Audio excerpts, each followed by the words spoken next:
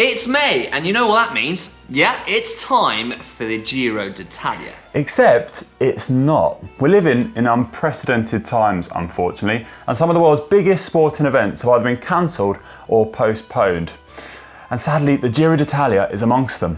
Yeah, they are hoping, though, to get it rescheduled at the end of the season. But instead of leaving you starved of all your bike racing, we came up with an idea. We did.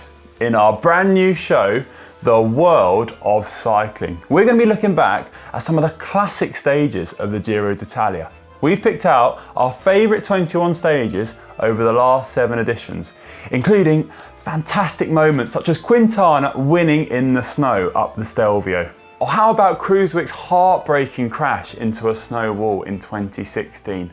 Or who remembers Froome's epic attack up Col de Finestra in 2018? Yeah, it's going to be a lot of fun. And you'll be able to watch all the 21 stages live on demand over on the GCN app. Those of you in North, South and Central America, Japan and Australia, it'll be free, but there is a small charge of 99 pence or 99 cents for those of you in Europe. Now, I know it sounds strange, but due to restrictions, well, we just had no choice. But trust me, you can rest assured, it'll be money well spent and you won't be asking for your money back. Well, we hope you won't anyway, but this isn't some plain old replay. Oh no, this is going to be a whole lot more. We've got exclusive interviews with riders, journalists and team management picking apart the stages to tell you the story inside the story. Yeah, we're going to have loads of extras too. There's going to be polls, quizzes, hot or not, and you'll be able to get involved on the comment section below about everything that's happening. And trust me, there's going to be a lot that's happening. Let's take a closer look at some of the highlights so you know what you've got to look forward to. And remember, you can tune in over on the GCN app, live and on demand between 2:30 and 4 p.m. BST every single day. Well, almost every day, Connor, because, well, Lloydie is going to be presenting these shows and we're going to give him Monday off because, well, that's only fair, isn't it? Now, we're going to show these shows in chronological order, working way from 2013 all the way to 2019, showing you the 3 biggest stages in that year. Now, there are so many to choose from, and we thought, well, the best way to whet your appetite is to, well, remind you of some of the big ones. So, what about Stage 3 in 2013? Luca Paolini won a surprisingly exciting stage that year. He launched a blistering attack on a descent with 6.5k to go, holding off a charging chase group. It was a daredevil attack, and it looked like the race was hanging in the balance until the very end. Oh, Connor, that is one way to leave us on a knife edge, and I can't wait to see that stage. But do you remember stage 14 of the 2014 Giro, where Battaglin, made an amazing comeback? He was dropped on that 12 climb up to Santorio d'Europa. He was dropped by Cataldo and also Pantano. He made a comeback all the way back to the group, attacked and won the stage. And there was also a big battle going on behind in the GC with Uran, Pozzovivo and obviously Quintana fighting it out. Oh, can't wait to watch those greats fight it out again in a race. That was classic racing.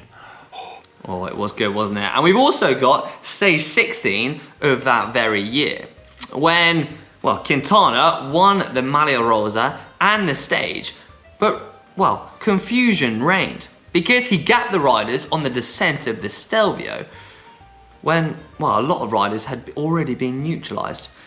That one's going to be interesting. Yeah, it's going to be interesting to see how that's analysed in hindsight, I think.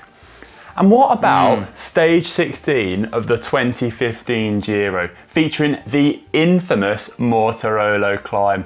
Oh, I tell you what, Hank, the thought of that climb, it makes me shudder. Now, the Queen stage of the 2015 Giro was highly anticipated, and Contador found himself in the Maglia Rosa. However, he was actually on the back foot on this stage, with Fabio Aru up the road. However, Contador claws his way back to Aru and then mounts attack after attack on the Italian. Oh, it was a gripping stage. However, it was actually Landa who took the win at the end of it all. For us cycling fans, it was just amazing, and we were on the edge of our seats. During stage 19 of the 2016 Giro, well, winter came too soon for Kruijswijk as he smashed in to a wall of ice on the descent from the Colle del Hielo. Yeah, it still makes me wince to this day.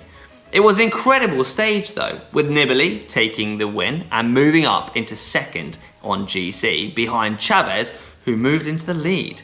Oh, that was one hell of a stage, and unfortunately, it lost the chances of him becoming the first Dutch winner to win the Giro, slipping down to 4 minutes 54 on GC.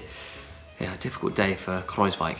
Oh yeah, definitely. And who could forget stage 16 of the 2017 edition? Or rather, who would want to forget it? I think potentially Tom Dumoulin. Now, unfortunately, he had to stop for an untimely nature break during the stage. Normally, in this situation, the peloton would wait for the race leader. But unfortunately for Dumoulin, they didn't, and he was left at the side of the road with his significant race lead gradually being eroded as the seconds ticked by. I mean, no one could have expected that, I surely didn't. And aside from Tom's emergency nature break, it was an incredible stage. I mean, it had everything, the Stelvio, the Motorola, and the Umbrella Pass. So it's proper, classic Giro mountain stage stuff. It was Nibali who won the stage in the end, and Dumoulin clinged on to GC lead.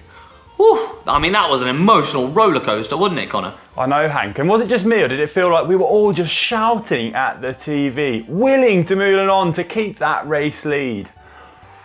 Come on, Dumoulin! Come on, you got this! You can do Come it! on, Tom! Oh, I'm just thinking, mate.